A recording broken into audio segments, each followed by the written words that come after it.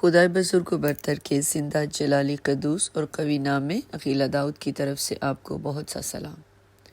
خوشیوں کو کیسے حاصل کیا جائے؟ کون خوش نہیں رہنا چاہتا؟ اپنے رشتوں سے، ملازمت سے، کاروبار سے، زندگی سے، لیکن راستے کی رکاوٹیں کسی نہ کسی روپ میں خوشیوں کے آڑے آ جاتی ہیں۔ اب ایسے میں کیسے اپنی خوشیوں کو بچایا جائے کہ مشکلات اور تکالیف ان خوشیوں اور مسرتوں کو نگل نہ پائیں؟ جب انسان خوشیوں کو غلط ذرائع سے حاصل کرنے کی کوشش کرے گا تو یقیناً ناکامی کا سامنا ہوگا اور مزید خوشیوں کی تلاش میں بھٹکتا رہے گا۔ مسکرانا بھول جائے گا، تیوری چڑھی رہے گی، چاروں اطراف کچھ بھی خوشنما نظر نہیں آئے گا، خوبصورتی بھی بدصورتی کی شکل میں دکھائی دے گی۔ میرے عزیز سامی، خوشی کو اپنے باطن میں تلاش کرنے کی ضرورت ہے، اپنے اندر اس کو ڈھونڈیے۔ جب باطن میں تلاش کریں تو خدا کا روح خوشیوں کے حصول کے دروازوں کو کھولتا ہے، منکشف کرتا ہے حقیقی اور باطنی خوشی کیا ہے۔ اور حقیقی خوشی اور مسرت جو چہرے کو شاد و آباد رکھتی ہے، وہ صرف اور صرف خدا کے ساتھ چلنے، خدا پر بھروسہ رکھنے، خدا کا ہاتھ تھامے رہنے میں ہی پوشیدہ ہے۔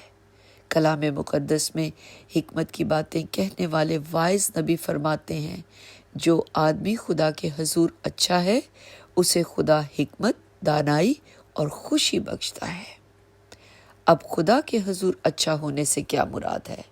بلا شبہ اس کی رضا میں راضی رہنا، اس کی تعلیمات پر عمل پیرا ہونا، اس کے ڈر اور خوف میں زندگی کو بسر کرنا، ہر روز ہر لمحہ خدا کی خوشنودی حاصل کرنے کی جستجو میں لگے رہنا، کسی کے کام آ جانا، کسی کی مدد کر دینا، کسی کو تسلی دے کر اس کے زخموں پر مرہم رکھ دینا، مصیبتوں میں بھی خوش رہنا۔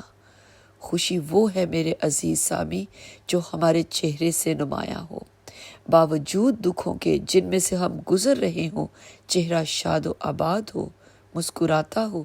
یقین کیجئے اس دنیا میں ایک بھی فرد ایسا نہیں جو کسی نہ کسی طرح کے مسائل سے دوچار نہ ہو۔ نبی، پیغمبر، ہر انسان مصیبتوں اور پریشانیوں کا سامنا کرتے رہے ہیں اور ایسا ہوتا رہے گا۔ ضرورت اس امر کی ہے، ہم دکھوں، تکلیفوں، اذیتوں، پریشانیوں، بیماریوں میں شکر گزار دل کے ساتھ خوش اور مسرور رہنا کیسے سیکھیں۔ ایسے کئی افراد سے اکثر بات ہوتی ہے جو خوش رہنا ہی بھول چکے ہیں۔ بقول ان کے مصائب کے پہاڑ تلے دبے مسکرانا کیسے ہم سیکھیں۔ میں سمجھ سکتی ہوں کبھی کبھی مسائل اس نہج پر لے جاتے ہیں کہ آدمی کو کچھ سجائی نہیں دیتا۔ اسی لیے میرے عزیز سامی، خوشیوں کو اگر ہم مادی دنیا کے مادی ذرائع میں حاصل کرنے کی کوشش کریں گے تو لا حاصل ہوگا۔ حقیقی خوشی صرف اور صرف خداوند میں مسرور رہنے سے ہی ملتی ہے، شکر گزار دل رکھنے سے ہی ملتی ہے۔ دکھوں میں جینا خدا سکھا دیتا ہے۔ خدا کا پیارا بندہ داؤد زبور 16 میں فرماتا ہے، کیونکہ میں نے خداوند کو ہمیشہ سامنے رکھا ہے، اس لیے مجھے جنبش نہیں ہوگی۔ اسی سبب سے میرا دل خوش اور میری روح شادمان ہے، میرا جسم بھی امن و امان میں رہے گا۔ میرے عزیز سامی، مسکرائیے، اپنے خوبصورت چہرے کو حقیقی خوشی سے سجائیے، دوسروں کے لیے برکت کا باعث بنیے۔ خوشی، حقیقی خوشی خدا کی رضا میں راضی رہنے کا نام ہے۔ کلام مقدس میں درج ان الفاظ کو ہمیشہ یاد رکھیے، شادمان دل شفا بخشتا ہے۔ روح شکر گزار اور شادمان ہوگی تو مصیبتوں میں بھی جینا آ جائے گا، مصیبتوں سے لڑنا آ جائے گا۔ حقیقی خوشی خداوند میں مسرور رہنے میں ہی ہے۔